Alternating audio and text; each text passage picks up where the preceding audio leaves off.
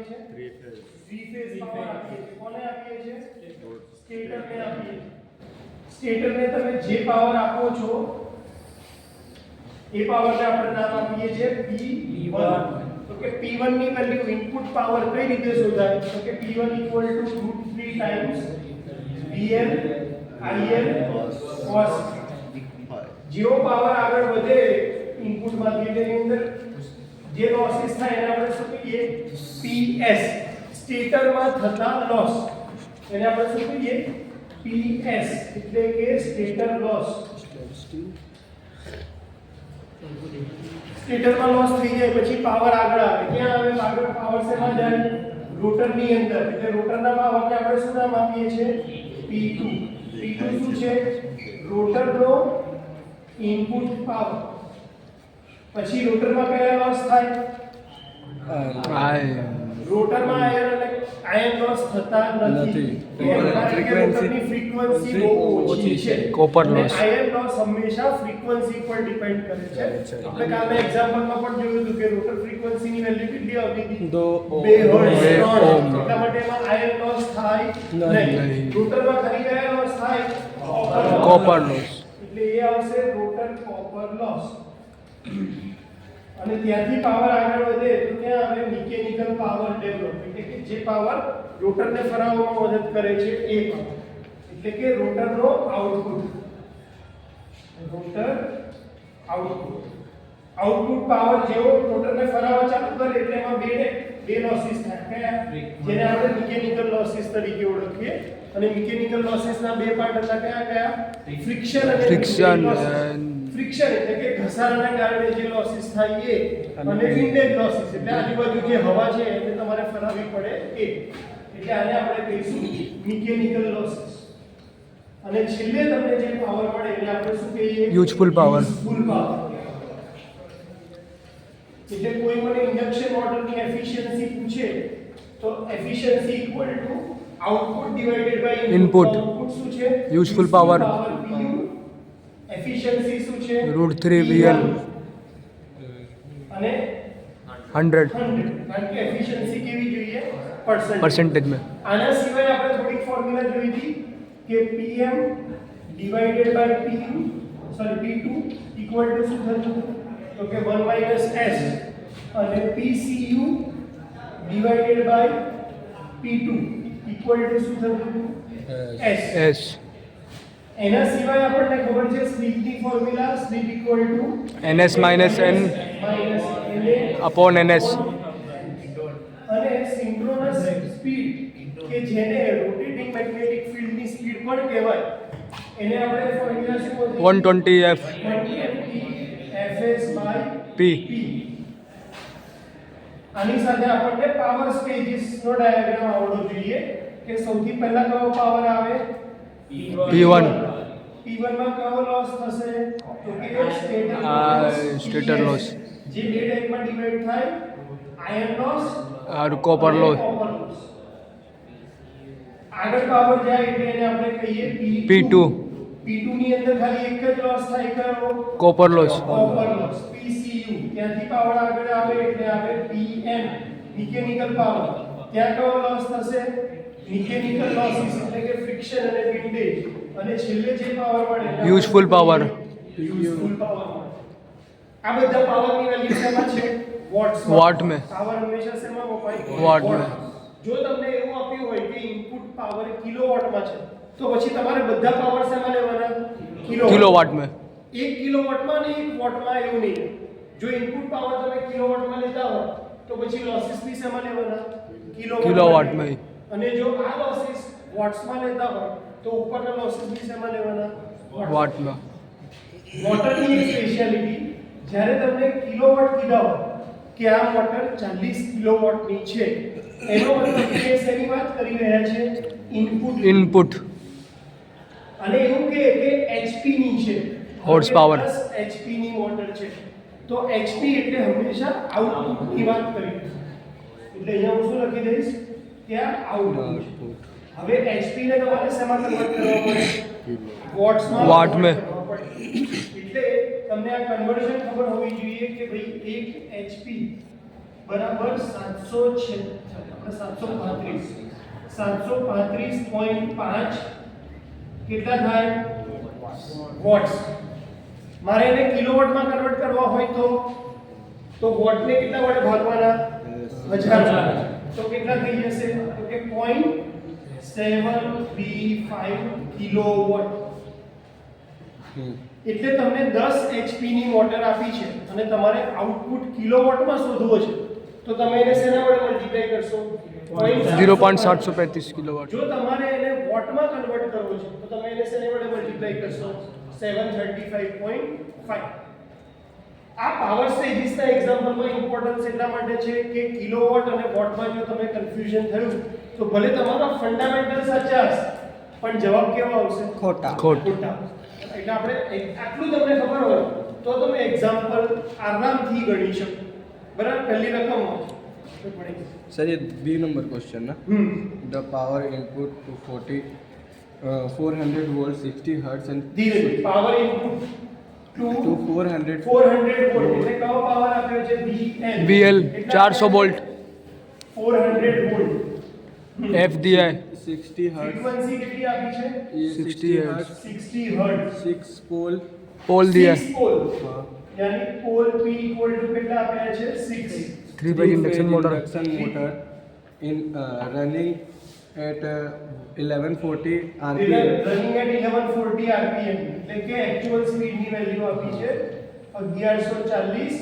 પાછળ યુનિટ લખવાનો rpm 40 kilowatt. Kilowatt at 0.8 pf 40 kilowatt એટલે શું આપ્યું હશે power factor PS PI 40 kilowatt. Kilowatt ની અંદર ડેટા આપ્યો છે કિલોવોટ એટલે શું ઇનપુટ. P1 કેટલા છે 40 કિલો. આ ડેટા શેમાં આપ્યો છે કિલોવોટ એટલે में બાકીના બધા ડેટા જે પણ શોધવાના કિલોવોટ में. Kilo at 0.8 pf lagging at 0.8 એટલે Power factor. આપ્યો છે cos 5.8. if stator losses are 1 kilowatt stator losses એટલે કયા PS કેટલા આપ્યા છે 1 કિલોવોટ. 1 કિલોવોટ. હા. Mechanical mechanical losses losses are 2 kilowatt mechanical loss એટલે કે PML 2 કિલોવોટ. હા. find input current input current શોધવાનો છે પહેલા એટલે કે I1 શોધવાનું છે. પછી rotor cu loss rotor copper loss. Rotor હા. CU એટલે કે rotor Copper loss. Okay and efficiency and efficiency. કેટલી વસ્તુ શોધવાની છે 3. ત્રણ. I1 PCU અને N. સૌથી સહેલું શું છે I1 input Okay? power. કારણ કે પાવરની ફોર્મ્યુલા આપણને ખબર છે √3. VL IL cos 5. √3 આપણને ખબર છે VL ખબર છે cos 5 ખબર છે. બચ્યું શું IL. એટલે આપણે અહીંયા પહેલા ફોર્મ્યુલા મૂકી દઈશું કે ભાઈ P √3 times VL IL cos value મૂકી દઈશું. પાવરની કેટલી છે 40. હવે આ કિલોવોટમાં છે તો પાવર કિલો એમ્પિયરમાં આવશે નહીં. પાવર તો એમ્પિયરમાં જ આવે એટલે મારે કિલોવોટને શેમાં કન્વર્ટ કરવા પડશે વોટમાં. એટલે 40000 વોટ થઈ ગયું. 40 kW equal to 40000 watt equal to શું થશે √3 VL કેટલા 400. IL નહીં. શોધવાના છે અને cos 5. 0.8 એટલે IL ની વેલ્યુ કેટલી આવશે તો કે 40000 ભાગ્યા બ્રેકેટમાં આપણે કરીએ √3 ગુણ્યા 400 ગુણ્યા 0.8 કેટલા આવે છે IL ની વેલ્યુ એમ્પિયરમાં 40,000 आएगा 72.16. બરાબર. કેલ્ક્યુલેટર કોઈને ના ફાવતું હોય તો પહેલા અલગથી આનો ગુણાકાર કરી દેવાનો અને જે વેલ્યુ આવે એને 40000 વડે Divide. તો કરંટ એટલે પહેલો આન્સર આપણને મળી ગયો કેટલો I1. 72.16. હવે શું શોધવાનું છે PCU. તો PCU ની ફોર્મ્યુલા શું છે તો એના માટે આપણને શું ખબર હોવી જોઈએ P2 ખબર હોવી જોઈએ. P2 ખબર હોય અને સ્લીપ ખબર હોય તો PCU મિલેગા. PCU. P2 ની વેલ્યુ કઈ રીતે મળે તો કે ઇનપુટ પાવર છે એમાંથી હું સ્ટેટર લોસીસ બાદ કરું તો મને શું પડી જાય Copper losses, PTU. એટલે અહીંયા આપણે ફોર્મ્યુલા લખી દઈએ કે P2 ઇક્વલ ટુ શું થશે તો કે P1 PS. P1 કેટલા છે બેન્ચ પછી લા. 40 કિલોવોટ અને PS કેટલા છે 1 કિલોવોટ. PS 1 કિલોવોટ બંને કિલોવોટમાં છે એટલે આપણે હા. સીધું જ લખાશે તો અહીંયાથી આપણને શું મળી ગયું P2 39 કિલોવોટ. P2 મળી ગયું છે હવે શોધવાનું શું છે સ્લીપ S મળી જાય તો આપણું કામ થઈ ગયું PCU मिल તો जाएगा. સ્લીપની વેલ્યુ શું છે તો કે NS minus N NA upon N S. NS હવે તકલીફ એ થઈ કે NS આપ્યા નથી તો પહેલા NS શોધી લઈએ તો NS equal to 120 into 120 FS by P 120 FS કેટલા છે 60 divided by અને 6. પોલ કેટલા છે 6 એટલે સ્પીડ કેટલી આવશે 1200 rpm આવશે NS equal to 1200 rpm એટલે હવે આપણે અહીંયા મૂકી શકીએ તો કે 1200 એને કેટલી છે 1140 તો કે 1200 1140 divided by 1200 તો સ્લીપની વેલ્યુ કેટલી આવી 1200 1140 60 અને અહીંયા 1200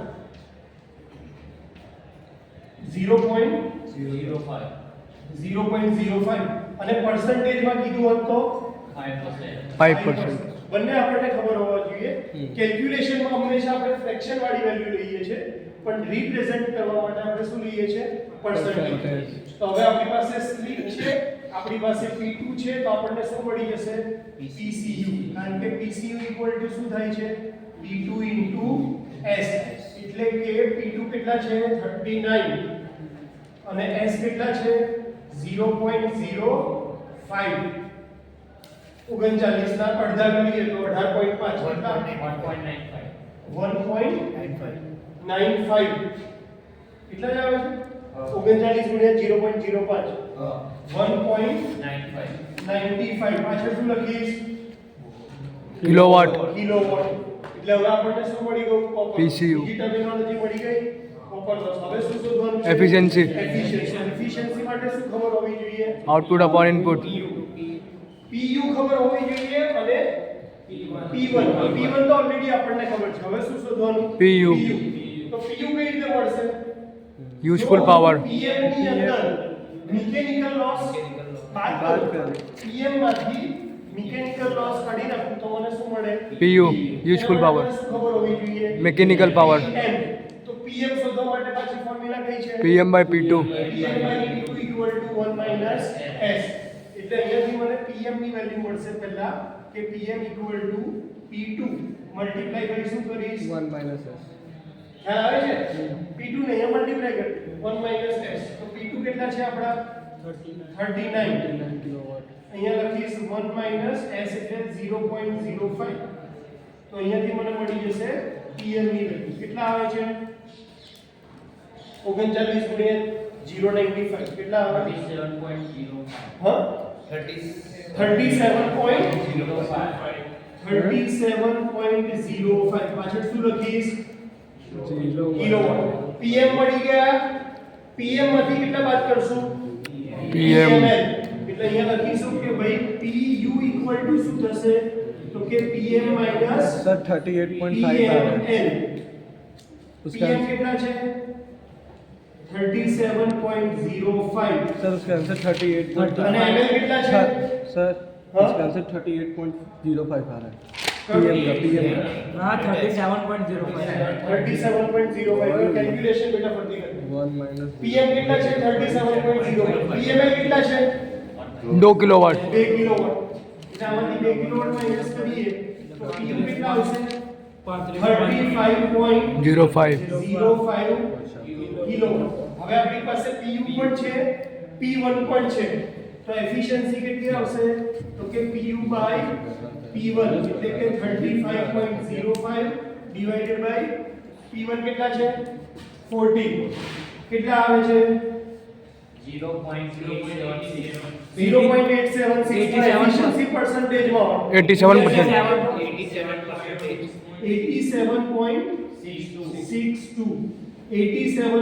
87% જે તમારી શું હોય એફિશિયન્સી એટલે આ રીતે ડેટાના ફોર્મેટમાં તમે કરો તો આન્સર કેવો આવશે ઈઝીલી આવી કદાચ તમારા નસીબ સારા હોય તો 7 માર્ક્સ માટે પણ આવી શકે, કારણ કે અંદર બધા કન્સેપ્ટ યુઝ થઈ ગયા, તમારી બધી ફોર્મ્યુલા યુઝ થઈ ગઈ, ખ્યાલ આવે છે?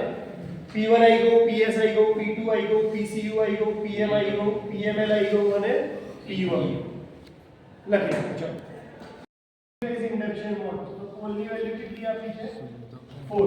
Three phase induction motor Operates from a supply voltage whose frequency is 50 Hz.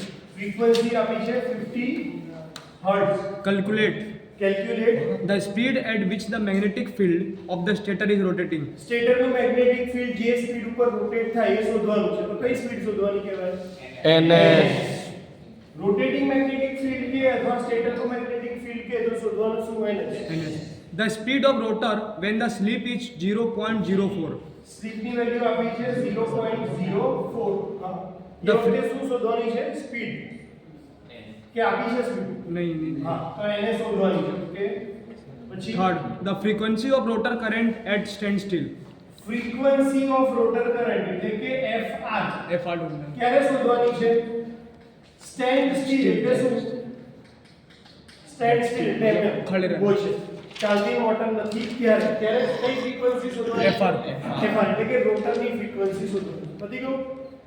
એકદમ સિમ્પલ એક્ઝામ્પલ. સૌથી પહેલા શું શોધી લેશું? NS. NS ઇક્વલ ટુ શું થાય? 120 fs by p. 120 ફ્રીક્વન્સી કેટલી છે? 50. પોલ કેટલા છે? 4. કેટલા થઈ જશે? 1500. પાછળ યુનિટ લખવાનું ભૂલવાનું નહીં. RPM.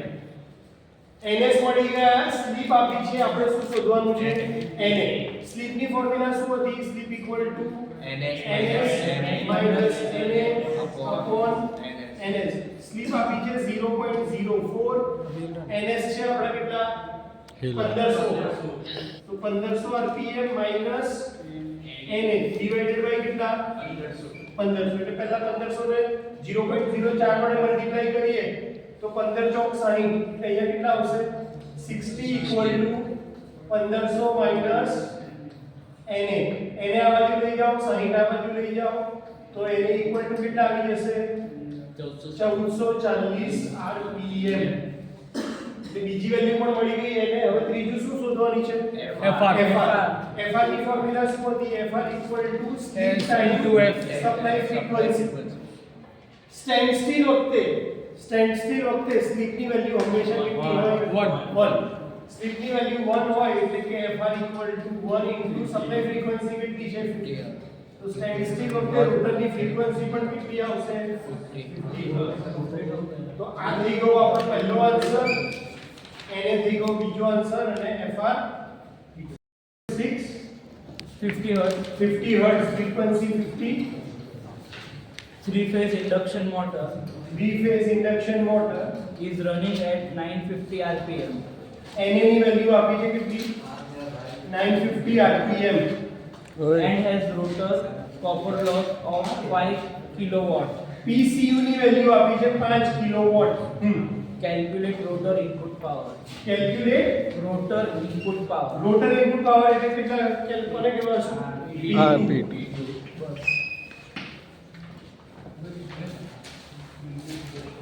ચલો આપણે શોધવાનું શું છે? P2.